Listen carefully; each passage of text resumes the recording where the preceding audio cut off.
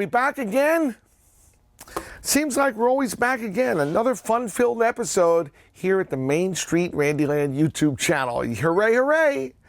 Well, you know, I'm over here with stuff again, and I was rummaging through stuff here before, and that's how we got into another tangent. And I'm rummaging through his stuff again, and, you know, I see stuff like this, and this is coin stuff, you know. These are coin aprons, you know. Look at that. You wear your change apron around there, and this is a 6-pocket job.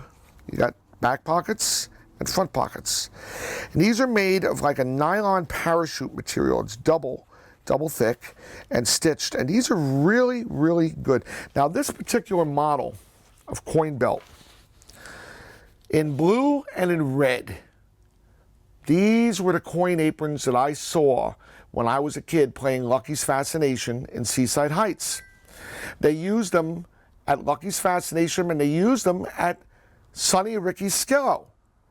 You saw these same belts. Now, these belts were pretty exclusive to them. Other places had coin aprons, but not this style. I don't know where they were getting them or having them custom made, but the Floremonts, who ran both operations, had these belts. Now, here's a box of them. These are from Olympic Fascination. So the Floremonts, that was Walter Floremont, as compared to his brother Eddie, who had Seaside with Lucky's Fascination and Sonny Ricky's Skillo. That's really, really interesting to me because they kept that same style apron. It was almost like a signature thing. I don't even use them.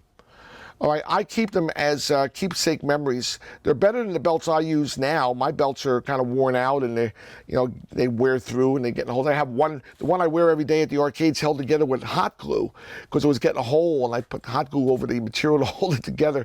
But I mean, I have other belts. I don't want to switch them. I don't want to ruin them. But you know, coins is part of the business. You know, coin handling, and then you think and you look around, and you say, well. See, here's another example.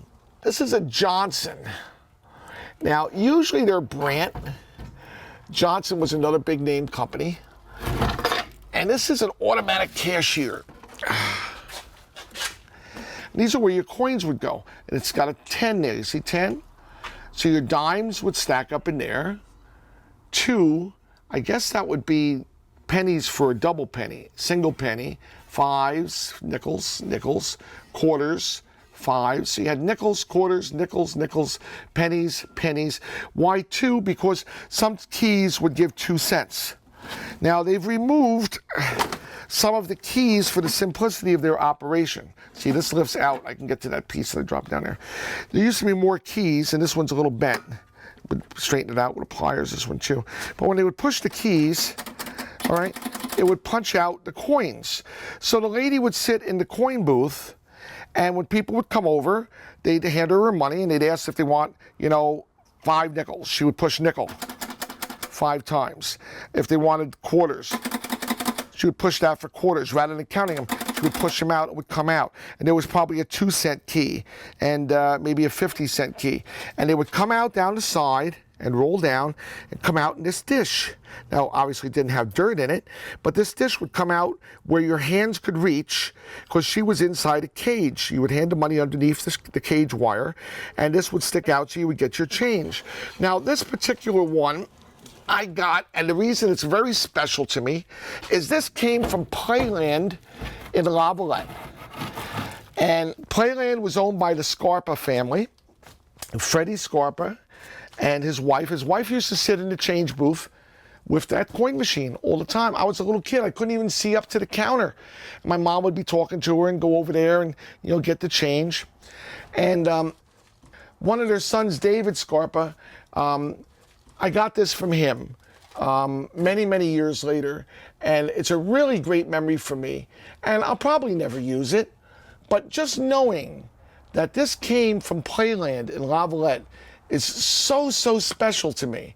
And that my hands went into that coin dish when I was a little kid, just barely over there reaching it to get those coins. I mean, how do you replace a memory like that? You can't.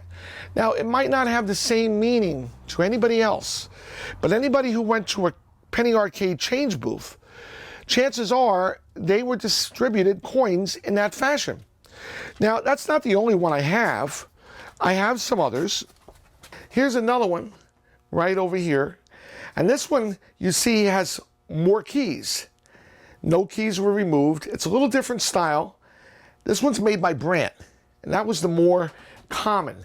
Same arm that comes down, that would stick out the hole. You would push the, the coins for the different denominations. Different keys had different, pairings, and you'd know it.